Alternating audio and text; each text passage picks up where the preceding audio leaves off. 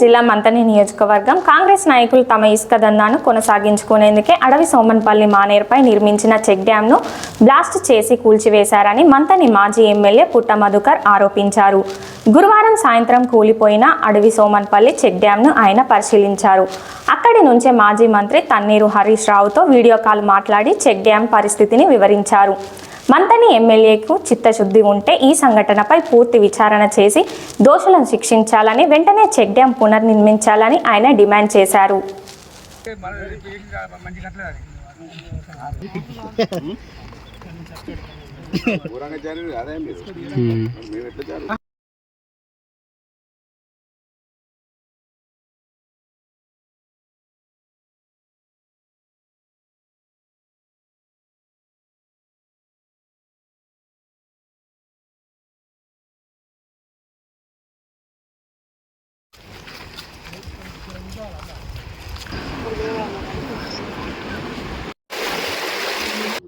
ఇప్పుడు మన Somanpalli check dam మీద ఉన్నా అన్న అయితే ఇక్కడ స్పష్టంగా కనబడుతున్నది అన్న. ఏం కనబడుతుంది? బ్లాస్టింగ్ అయిందా? ఏం జరిగింది యాక్చువల్ గా? 100% బ్లాస్టింగ్ అయినట్టే కనబడుతున్నది అన్న. మంతని మండలం అడవి సోమన్పల్లి చెక్ డ్యామ్ ని కాంగ్రెస్ పార్టీ వాళ్ళు దీన్ని పూర్తిగా మరి బ్లాస్టింగ్ చేయడం జరిగిందనేది మనకు స్పష్టంగా కనబడతా ఉన్నది. దీనికి వృధాగా ఏదో ఎవరి మీద ఆరోపణలు చేయాలనేది మా ఉద్దేశం కాదు.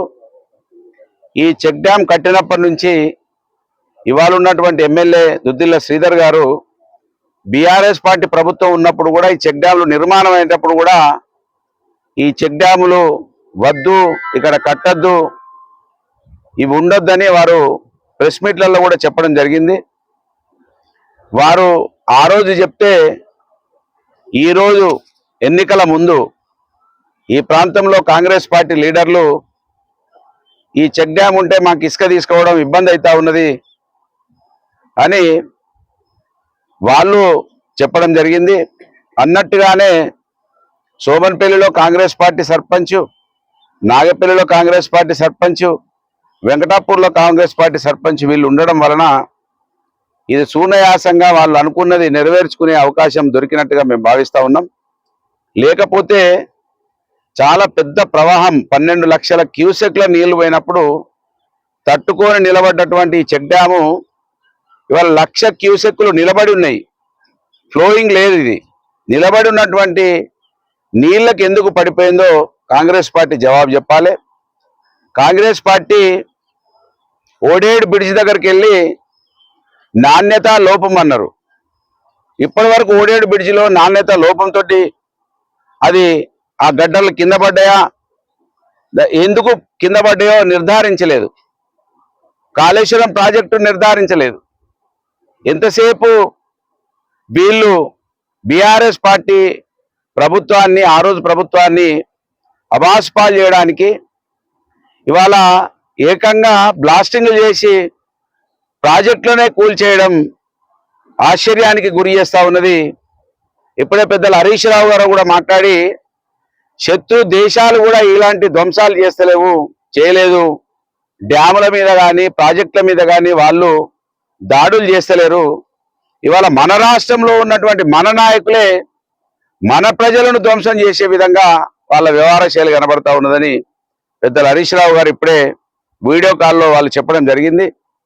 కనుక నీళ్లు అద్భుతంగా ఉంటే దాదాపు ఒక 200 కుటుంబాలు ప్రతిరోజు చేపలను పట్టుకొని రోజుకొక కుటుంబం 1000 రూపాయలు చొప్పున సంపాదించుకుంటట్టుగా గ్రామస్తులు చెప్తా ఉన్నారు.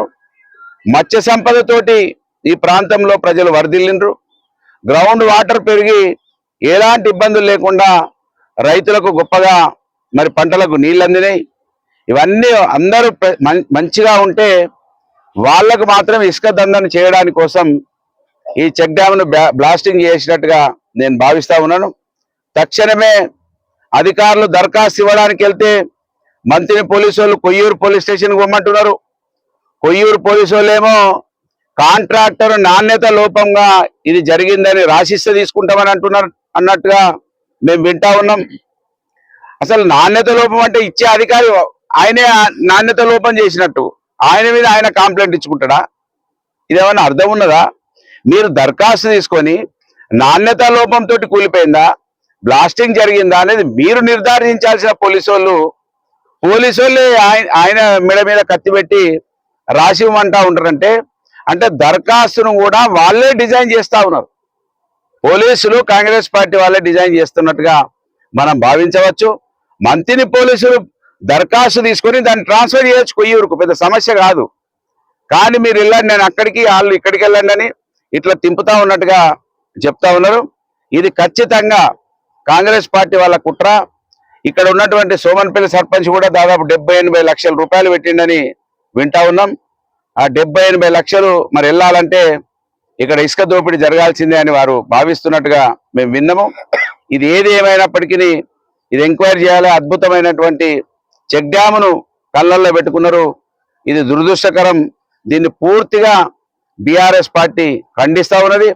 దీన్ని తక్షణమే మీకు చిత్తశుద్ధి ఉంటే ఎంక్వైరీ చేసి దోషులను శిక్షించి ఇది మళ్ళీ నిర్మించాలి, పునర్నిర్మాణం జరగాలి, చెక్ డ్యాం పునరుద్ధరణ కావాలని మీకు ఇసుక దోపిడీ చేసే ఉద్దేశం లేకపోతే దీని చెక్ డ్యామ్ను పునరుద్ధరణ చేయాలని ఈ నియోజకవర్గ మాజీ ఎమ్మెల్యేగా బీఆర్ఎస్ పార్టీ నాయకునిగా ఈ ప్రభుత్వాన్ని, ఇక్కడ ఉన్నటువంటి కాంగ్రెస్ నాయకుడిని డిమాండ్ చేస్తా ఉన్నాను.